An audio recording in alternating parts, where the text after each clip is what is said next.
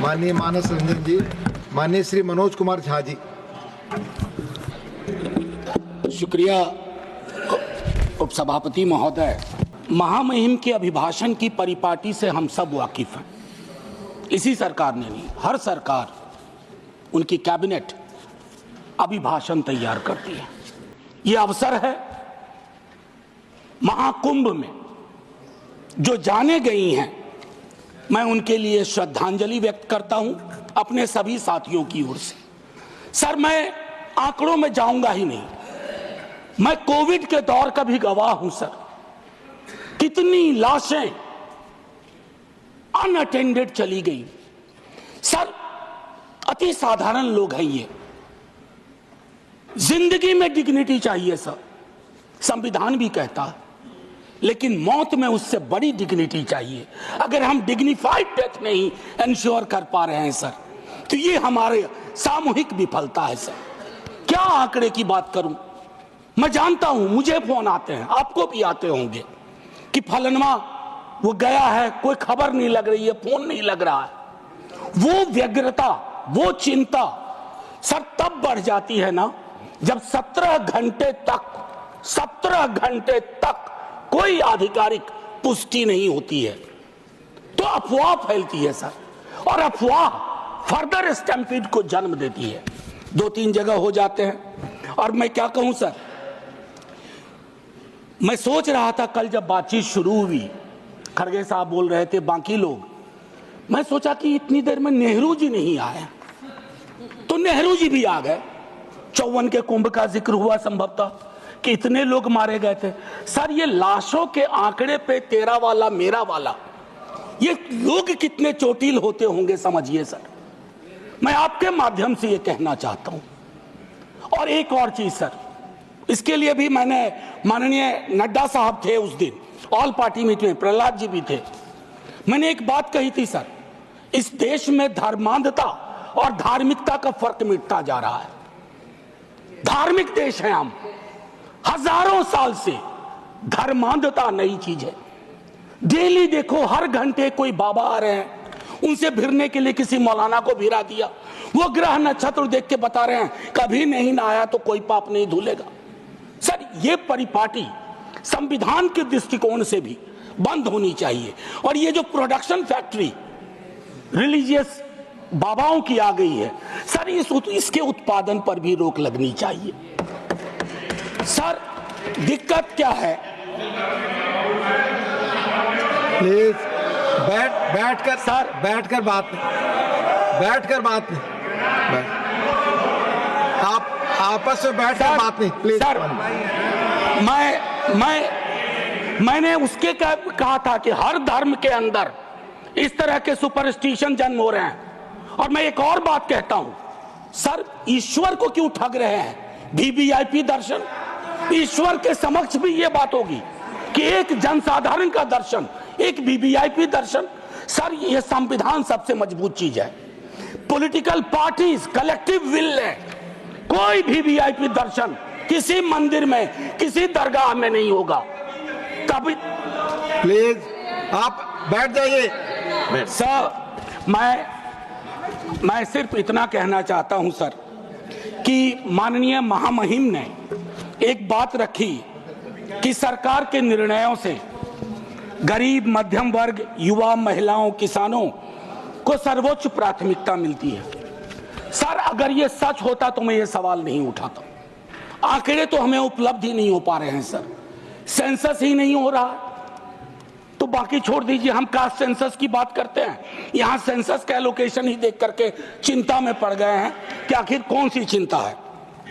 Sir, ये आंकड़े चिंता का विषय है सर। हाल के दिनों में एक और चिंता का विषय रहा था जो मैं आपको कहूं। इससे पहले कि मैं एक बात कहूं सर, मैं हिंदू हूं, लेकिन मैं चाहूंगा कि मेरे धर्म में, बाकी धर्म के लिए भी अपील करूंगा, लेकिन अपने धर्म में भी फर्क आए चीजों को देखने में। सर, ये किताब है, अगर आप कहेंगे तो मैं गिफ्ट करूंगा नड्डा साहब को। Thank you Gandhi. सर, इससे क्या होगा ना कि हकीकत भी समावेशी होगा। सर, एक चीज जो मैं कहना चाह रहा था कि हाल के दिनों में अभी भी जब हम जिक्र कर रहे थे तो उसमें ये चीज कही कि जो मैंने कहा कि धर्म का जिक्र नहीं है, तो सर वक्त पे बहुत चर्चा हो रही है। इतनी कोशिश रहे, don't throw the baby with the bath water, बच्चे के गुसल के पानी के साथ बच्चा ना फेंक दीजिए। बस मैं इतना कहूंगा, 14-25 का उल्लंघन ना हो, आर्टिकल 14 और 25 का, इतना कहूंगा। और एक चीज सर और कह करके अपनी बात खत्म ही करूंगा। सर मैं दिल्ली विश्वविद्यालय में पढ़ाता हूं, अभी यूजीसी का ड्राफ्ट रेगुलेशन आया, यह भी मैंने ऑल पार्टी मीट में कही थी, हमारे दोनों माननीय मंत्री जी वहां थे, हाँ हमारे साथी लोग सब थे, इन्होंने भी रेज किया। सर ड्राफ्ट रेगुलेशन मैं चाहूंगा आप पढ़िए। सर ये विश्वविद्यालयों की मौत की इबारत है। It's going to be an obituary for the university system at it exist today.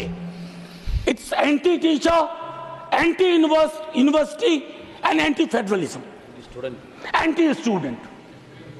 क्यों ये कह रहा हूं मैंने एक अंग्रेजी दैनिक में लेख लिखा इसके बारे में। सर विश्वविद्यालय का हूं, पीड़ा होती है। क्या बनाना चाह रहे हैं विश्वविद्यालय का? विश्वविद्यालय में विश्व शब्द महत्वपूर्ण है, वैश्विक, वर्ल्ड व्यू उसका क्या है, नैरो है या व्यापक है?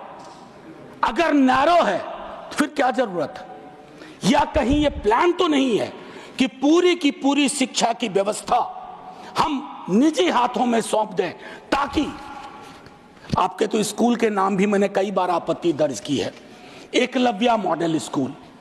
सर एकलव्य के नाम पर, एकलव्य को प्रताड़ित चरित्र मानता हूं, प्रताड़ित था वो, सिस्टम का पार्ट नहीं था। इसलिए सर मैं चाहता हूं कि पूरी व्यवस्था उस अनुसार से हमें देखनी चाहिए। सर एक चीज कहूंगा, सर टीचर की वैकेंसी, मैं तो अपने यहां से भी वाकिफ हूं, विश्वविद्यालयों की बात नहीं करूंगा। एक श्वेत पत्र आना चाहिए, एससी एसटी ओबीसी रिजर्वेशन की क्या अद्यतन स्थिति है विश्वविद्यालयों में, आईसीएसआर इंस्टीट्यूशंस में। सर लोगों की आंखें फटी रह जाएंगी। मैं बता रहा हूं, कोविड में जब मैंने बात की थी, जो आज मैंने कुंभ वाली बात की, बीजेपी के दोस्तों ने आके कहा somebody had to speak। Sir हम पार्टी अलग अलग हो, धारा तो एक है सर। लोग उनसे भी तो कहते होंगे कि हमारा रिप्रेजेंटेशन क्या हो रहा है, हमारे बारे में क्यों नहीं बोलते हो? सर ये मैं समझता हूं एक श्वेत पत्र आना चाहिए। मैंने पूरा आंकड़ा था, आंकड़ा मैं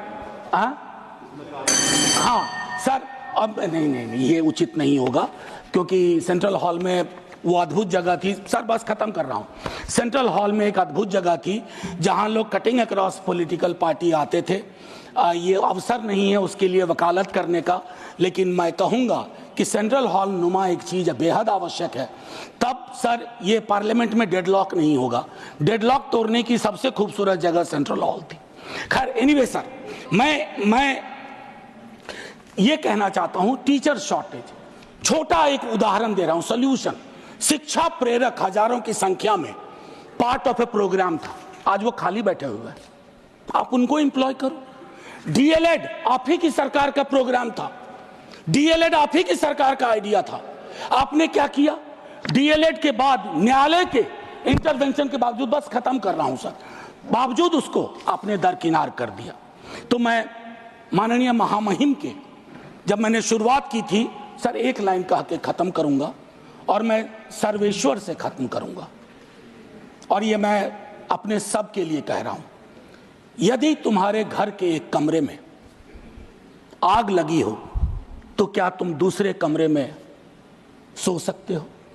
यदि तुम्हारे घर के एक कमरे में लाशें सड़ रही हो तो क्या तुम दूसरे कमरे में प्रार्थना कर सकते हो? यदि तुम्हारा जवाब हां है, मुझे तुमसे कुछ नहीं कहना है। जय हिंद सर।